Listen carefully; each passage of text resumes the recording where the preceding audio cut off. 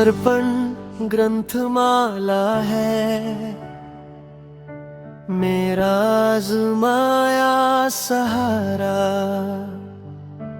गुरुवाणी की मधुर धारा बहती जाए मन को निखारा। गुरुवाणी गुरुवाणी मेरे भीतर उतर जा। गुरुवाणी गुरुवाणी मेरी राह संवर जा। समर्पण की धारा मुझे अपने पास बुला, आत्म जागृति की ओर मेरा दीपक जगा।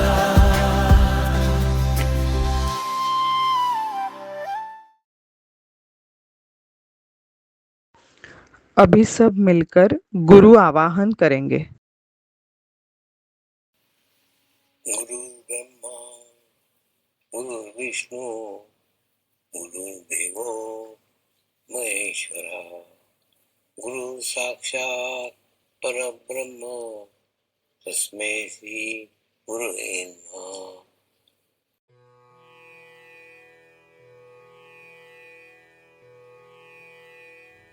जय बाबा स्वामी। ग्रंथ पहला, आध्यात्मिक सत्य। सद्गुरु श्री शिवकृपानंद स्वामी जी के संदेश। अनुरोध। स्वामी जी की पुस्तक आध्यात्मिक सत्य उनके विशेष संदेशों का संग्रह है। दिनांक 20 फरवरी 2007 से 5 अप्रैल 2007 तक किए गए गहन ध्यान अनुष्ठान के दौरान स्वामी जी मौन रहे, क्योंकि वे ध्यान की उच्च अवस्था में रहे। इस समयावधि में उन्होंने जो महसूस किया, जो जाना, उसे शब्दों का रूप देकर हम साधकों के लिए लिखा है। ये कोई सामान्य संदेश नहीं है, अपितु दिव्य संदेश है। जिस प्रकार से स्वामी जी के प्रवचन सुनकर हमारा अंतःकरण शुद्ध हो जाता है, उसी प्रकार की अनुभूति ये संदेश पढ़कर भी होती है। अतः इस पुस्तक के सभी पाठक साधकों से सप्रेम आग्रह है कि इसका पठन भी योग्य भावना के साथ ही करें तथा इस पुस्तक को पवित्र ग्रंथ की तरह संभाल कर रखें। जय बाबा स्वामी, आपकी गुरुमाँ। भूमिका। 15 अप्रैल 2007। बिन मांगे मोती मिले और मांगे मिले न भीख। इस कहावत का गहन ध्यान अनुष्ठान साधना के दौरान अनुभव हुआ। आश्रम परिसर में ही 45 दिनों का गहन ध्यान का अनुष्ठान आयोजित हुआ था। अनुष्ठान के प्रारंभ से ही 2 दिन पूर्व गुरु शक्तियों का संदेश आया कि 45 दिन तक संपूर्ण मौन का पालन करना है।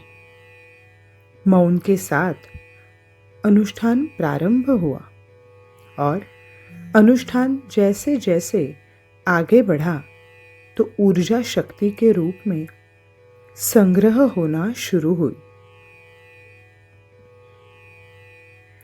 गुरु शक्तियों का आदेश आया, एक पुस्तक लिख। मैंने मन में सोचा, कैसे लिखूं? क्यों आज तक कभी कोई पुस्तक नहीं लिखी गई? पुस्तक पढ़ी ही नहीं तो लिखूं कैसे? फिर भी आदेश लगातार आ रहा था और दूसरे दिन सुबह 4 बजे इतने जोर से ऊर्जा उतरने लगी, मैंने यंत्रवत एक कॉपी ली और एक पेन लिया। लिखना प्रारंभ किया। लगातार 2 घंटे लिखता ही रहा। सुबह की दिनचर्या के कोई आवश्यक कार्य तक न कर सका। जब तक लिखा न गया तब तक उस ऊर्जा को मार्ग नहीं मिला। मानो ऐसे लगा कि कोई मुझसे जबरदस्ती लिखवा रहा है। उस ऊर्जा उतरने की गति इतनी जोर से थी, जबकि हाथ से लिखने की गति धीमी थी, क्योंकि इतना लिखने की हाथों को आदत ही नहीं थी, क्योंकि कभी इतना लिखा ही नहीं था। इसीलिए अक्षर भी ठीक से लिखे नहीं जा रहे थे। हाथ दुख रहे थे। एक हाथ से दूसरे हाथ को पकड़कर लिख रहा था। मन में आ रहा था, लिखना आता नहीं, आज तक कभी लिखा ही नहीं, तो यह लिखा हुआ पढ़ेगा कौन? और यह कौन लिखवा रहा है? और यह किसके लिए लिखवा रहे हैं? मैंने बाद में ज्यादा सोचना छोड़ दिया और लिखता गया। और मन में सोचा, लिखाने वाला लिखवा रहा है, पढ़ने वाला पढ़ेगा, मैं क्यों बीच में रहूं? वह लिखाने वाली गुरु शक्ति जाने और पढ़ने वाली वह सत्य खोजी आत्मा जाने, ऐसा मानकर लिखता गया। और जो लिखा वह पढ़ा भी नहीं है। क्या लिखा है? यह लिखा हुआ अगर आपको जानना है, आपकी आत्मा यह पढ़कर आनंदित होती है, तो समझो यह आपके ही लिए लिखा गया है। मैं तो एक संदेशवाहक का कार्य कर रहा हूं। कोई आपको इस पुस्तक के माध्यम से संदेश देना चाहता है। यह आपको लगे कि आपके ही लिए है, तो इस आध्यात्मिक सत्य संदेश को लो, नहीं तो छोड़ दो, किसी और के लिए वह संदेश होगा। यही बात सोचकर मैंने लिखने के लिए केवल माध्यम का कार्य किया है। मैंने कोई पुस्तक नहीं पढ़ी है और न ही यह मेरा ज्ञान है। मैं तो बस माध्यम हूँ। आपका बाबा स्वामी, 15 अप्रैल 2007, शिव कृपानंद स्वामी। परमात्मा सर्वत्र है। इस विश्व में परमात्मा सर्वत्र है। वही सूर्य को, चंद्र को, पृथ्वी को, तारों को निश्चित स्थान पर रख रहा है।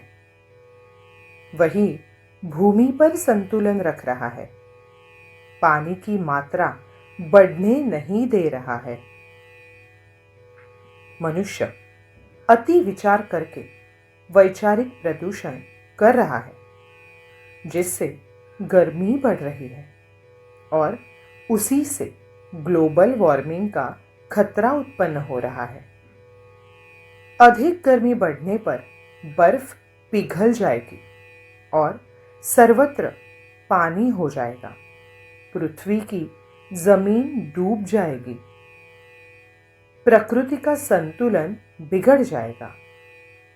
अति विचारों से वह बिगड़ रहा है। विचार करना प्रकृति के विरोध में है, क्योंकि प्रकृति के साथ जुड़ जाने पर विचार नहीं रह जाते। समर्पण ध्यान प्रकृति से समरस होना सिखाता है। समर्पण ध्यान करने से हमारा अस्तित्व प्रकृति से अलग नहीं रह जाता है। परमात्मा एक अविनाशी शक्ति है, जो विश्व में सर्वत्र विद्यमान है।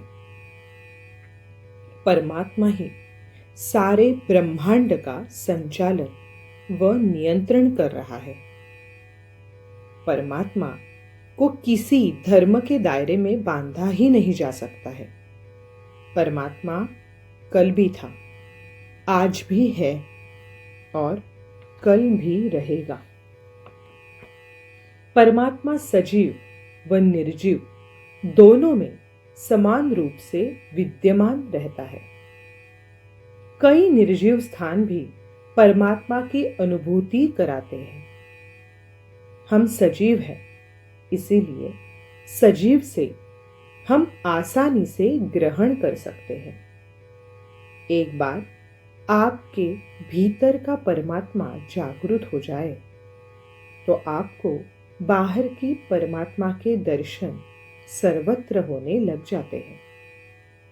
परमात्मा सर्वत्र है। इस ब्रह्मांड में परमात्मा के अलावा और कुछ है ही नहीं।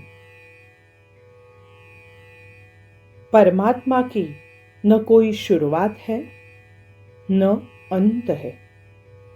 समर्पण ध्यान परमात्मामय होना सिखाता है।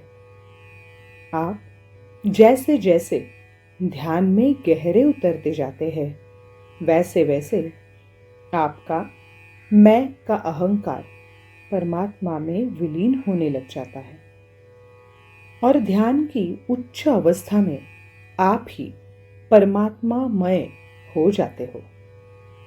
आप ही परमात्मा हो जाते हो। यह मैं ही परमात्मा की अनुभूति में बाधा है। यही मैं हमें परमात्मा से अलग रखता है। मैं का अहंकार हमें परमात्मा से अलग करता है। मैं हमें छोटा करता है। मैं हमें कमजोर करता है। मैं विनाश की प्रक्रिया है जो अलग होने पर ही संभव है। मैं अधिक हो जाने पर मेरा का जन्म होता है। यह मेरा है, यह मेरा है। मैं और मेरा हो जाने के बाद मुझे की शुरुआत होती है। मुझे यह पसंद है, मुझे यह बिल्कुल पसंद नहीं है। ये सब नासमझी की बातें हैं। आप अपने आप को मैं, मेरा, मुझे में परमात्मा से अलग कर रहे हैं।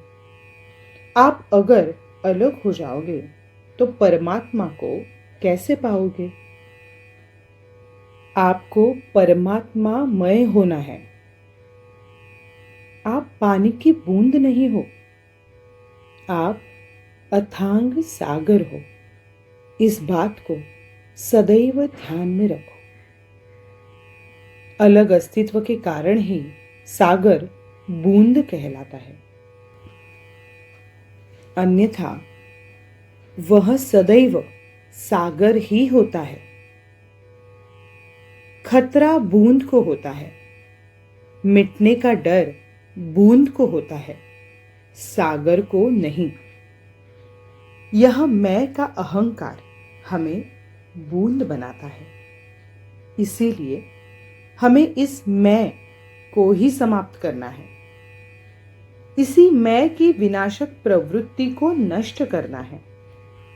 यह हमें छोटा करती है। मैं बड़ा सूक्ष्म भाव है। मैं को यह कभी पता ही नहीं चलता है। मैं का अहंकार रूपी राक्षस सभी में होता है। एक मनुष्य का अहंकार, एक मनुष्य उतना ही होगा, समान होगा, तो एक मनुष्य अपने अहंकार को दूर कर ही नहीं सकता है। अच्छी शक्तियां और बुरी शक्तियां समान ही हो तो कभी भी बुरी शक्तियां समाप्त नहीं होंगी। बुरी शक्तियां तभी समाप्त हो सकती हैं जब अच्छी शक्तियों को बाहर से अच्छी शक्तियों की सामूहिकता प्राप्त हो। यानी मैं के अहंकार पर अकेला न मैं विजय प्राप्त कर सका, न कभी आप विजय प्राप्त कर सकेंगे। यहाँ मैं का अहंकार रूपी राक्षस सामूहिकता में ही समाप्त हो सकता है। हमारे जीवन का उद्देश्य ही इस मैं के अहंकार को समाप्त करना है। परमात्मा एक मुकाम है और धर्म उस तक पहुंचने की सीढ़ियां हैं। परमात्मा वह स्थान है जहां पहुंचकर सारी खोज समाप्त हो जाती है, खोजना बंद हो जाता है। परमात्मा जीवन की अंतिम खोज है, जिसके बाद सब कुछ प्राप्त हो गया, यह भाव आ जाता है। सर्वत्र परमात्मा एक है, वह सब में है, वह कभी अलग अलग नहीं हो सकता है। परमात्मा की मान्यताएं अलग अलग हो सकती है, परमात्मा के माध्यम अलग अलग हो सकते हैं, पर परमात्मा कभी अलग अलग नहीं हो सकता है। परमात्मा निराकार है और जो दिख रहा है वह परमात्मा का माध्यम है, पर परमात्मा नहीं, क्योंकि परमात्मा तो कभी दिख ही नहीं सकता, उसे देखा ही नहीं जा सकता। परमात्मा को केवल अनुभव किया जा सकता है।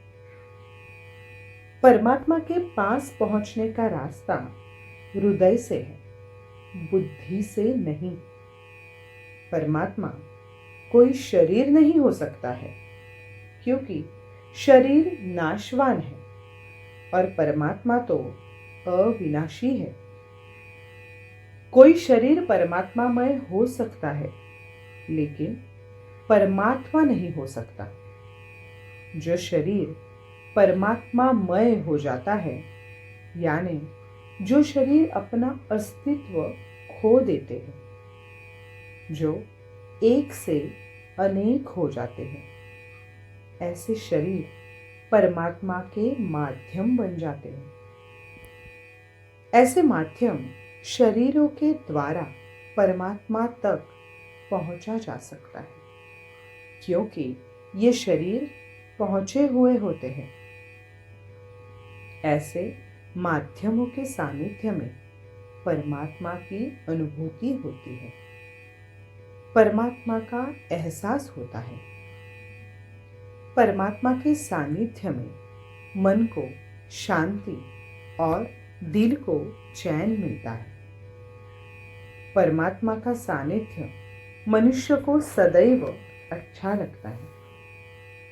परमात्मा के सानिध्य में समय का पता ही नहीं चलता।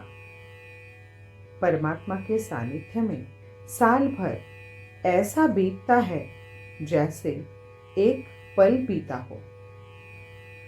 परमात्मा के माध्यम में समय का एहसास कभी नहीं रहता है। परमात्मा का सानिध्य सकारात्मक होता है, सृजनात्मक होता है। परमात्मा का कोई रूप नहीं है। परमात्मा को रूप हमारा चित्त प्रदान करता है। परमात्मा को हृदय से मानना होगा। आप जिसे चाहे परमात्मा मान सकते हैं, क्योंकि परमात्मा तो सर्वत्र है। आप कहीं भी उसके रूप को अपना सकते हैं, बस आपको कहीं तो मानना होगा। परमात्मा एक अदृश्य शक्ति है। इसे किसी ने आज तक देखा हुआ नहीं है, क्योंकि इसे देख ही नहीं सकते हैं। यह शक्ति सर्वत्र है। इसे अलग अलग करके देखा नहीं जा सकता है। जिसने देखा है वह उसी का बनाया गया रूप, क्योंकि उस रूप को परमात्मा उसने मान रखा है। अब हम प्रार्थना करेंगे सभी आत्माओं की आत्म उन्नति हो, आध्यात्मिक प्रगति हो। यही हमारी प्रभु से प्रार्थना है।